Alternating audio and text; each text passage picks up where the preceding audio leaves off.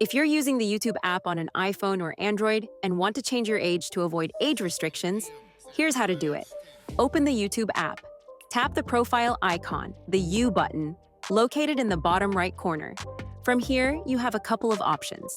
First, tap the gear icon in the top right corner to open settings.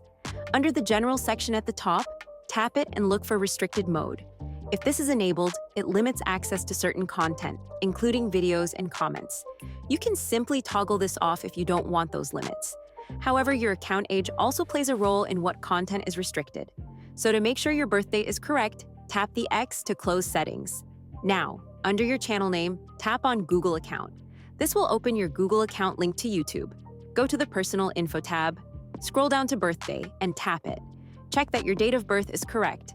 Sometimes, people enter the wrong birth year when signing up, which can mark them as under 18 even if they're older. If needed, update your birth date to reflect your real age. Be aware that Google might request identity verification, such as a photo ID or passport, to confirm your age. Once you've made the change, tap Save in the bottom right corner. I hope this helps. If it did, consider subscribing my channel. It really supports me. Thanks for watching.